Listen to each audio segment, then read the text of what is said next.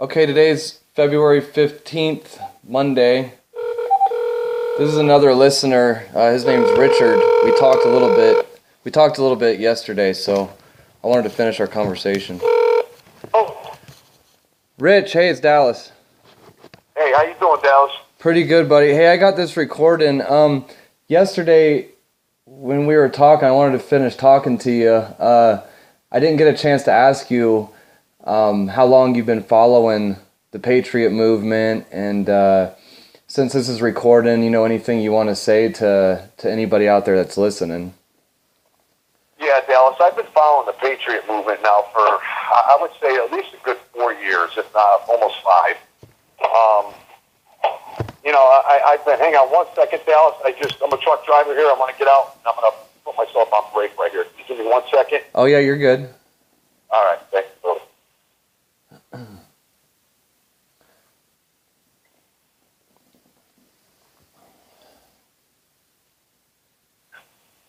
All right, yeah, Dallas.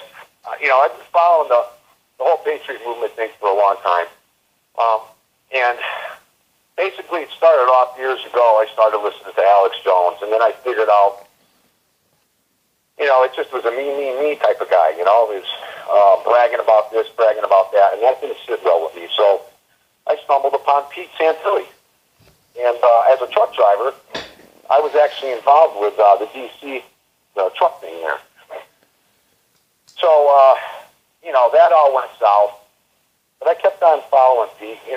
Pete got a bad rap on some things.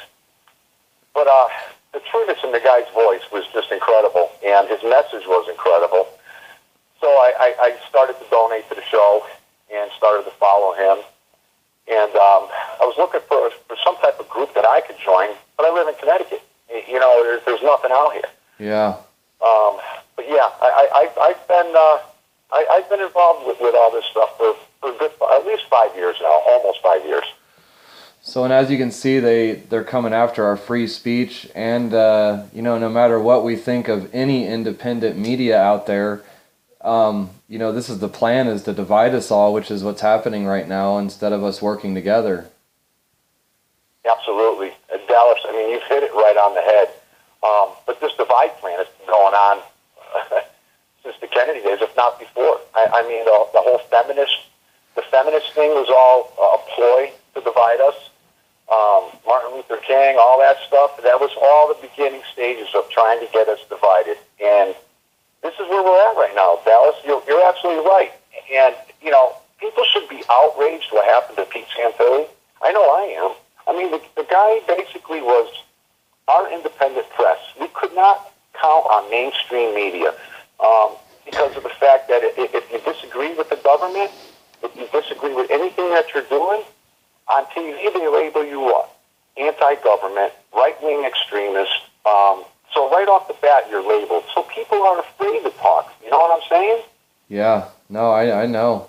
Well, and it's my generation that needs to wake up. But I got, we were talking yesterday about this too. What's funny is, if it wasn't for Pete Santilli, honestly, you and me wouldn't even be having this conversation right now.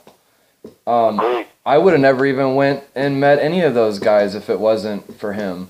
I've learned a lot. I've learned the Constitution of the United States. I've learned what militia means, what 3% really means. That's all this is an education, and this is getting out now to the public, and they're getting scared because we're actually starting to learn here.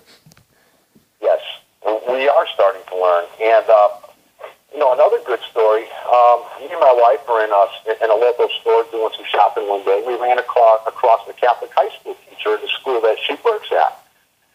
And we got into the argument about, not an argument, but, the Constitution is barely hit on in schools, okay? And I don't know if you realize this or not, but all our history books, everything has been erased, okay? It's been a liberal agenda. It's been like a reprogramming to try to get the kids to believe other things and not the truth.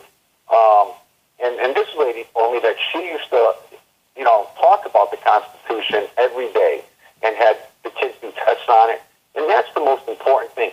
These are the most important rights that you have. Our Constitution, the Bill of Rights, all that stuff is probably the most most important thing to learn in school, because these are the rights that these people had drawn up and wanted us to follow them by. But yet, not many people know much about the Constitution. You follow me, Dallas? Oh yeah, I know exactly. I mean, I didn't know about it. Like I was telling you yesterday, I talked to 2 sheriffs out there that were my age, 31 to 33, and they said they just dabbled in the Constitution. It's like, dabbled? No, no, no, no. You're wearing that uniform. You took an oath to that. You don't sit there and tell me that you dabbled in it. Yeah, and being a sheriff, that is the highest law enforcement official of our land. Yeah. And it says that in the Constitution, too. And, you know, the fact of the matter is, these sheriffs right now can really do they can really turn things around. They can really help the constitutional movement, the Patriot movement right now. They can help get us to where we should be. I mean, so many politicians right now should be in jail. It's just pathetic. And it would be nice to have that. It would be nice to see the sheriffs, you know, come up with some type of plan. But who knows? You know, but you're right. Yeah, these people, I mean, here they are. They're arresting people. But basically, the way I look at it, our police departments right now are just tax collectors. Yeah. When you come down to it, that's all they do.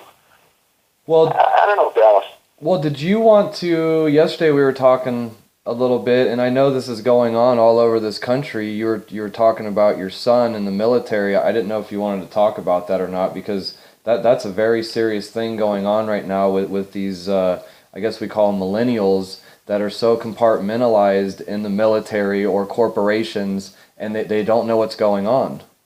No, they don't know what's going on, and it's scary, because I know for a fact when they're on base, if they want to access anything on the internet, they're blocked from certain sites, truth sites, okay? Yeah. Sites as Pete Santilli, any site that's basically like a truth site is blocked. They're given limited access to where they can really get information. Most of them, all they do is they play their games. Well, that's all they do. You know, the ones that are older, they know how to get around. They know how to you know, to access the information they need when they get off base. But I do believe the military, though, a lot of these younger kids are starting to see something's not right. You know, but yeah, you're right. It's all compartmentalized, and, you know, our kids are suffering from it. They don't know what the hell is going on or what they're even fighting for, you know? And it's sad. It scares the hell out of me. Well, I told you yesterday, you know, I get panic attacks every night. I worry about him. I mean, he's going back over to the Middle East. Who knows? You know, to be separated. I have a gut feeling that something bad's going to happen at some point this year. I can't put my finger on it. But I talked to a lot of other people who say the same thing. They got that gut feeling. There's just that feeling to wake people up because of the urgency of what's going to happen. Well, remember what I told you yesterday and I got someone else with this one. I want to say it again when I said, okay, my generation is Generation X, you know, 1980s. That's when I was born. Then you have Y, which is the millennials. And then you have Z, which is my generation's kids, okay? Yeah. What's after Z? Isn't that scary? You know, and then you have this year, well, then you have this year as the age of the Aquarius, the age of the awakening. And like you just said, everyone's feeling something. So it's exciting times, though, actually. And what I'm trying to explain to people is to get around like-minded people. And look what we're doing here is we're keeping in touch through technology as much as possible, but what are we going to do when we don't have the technology? And that's going to happen soon. You know, it could either be an EMP attack, a natural disaster, and then they do the EMP attack. Something is in the works. Our only problem is we don't know what's ahead of us, but they do. And let me tell you, they know exactly what's going to happen. Oh, yeah. And all this stuff into action. Yeah, that is scary. What do we do when the internet goes out? And that's what's important right now. That's why we all need to try to figure something out and to put our heads together. I talked to you yesterday, like the AAA organization for alcoholics, or the NA for Narcotic Anonymous. You know, it's funny that you can find any one of these organizations, okay, in every town, in every city, in every state across our nation.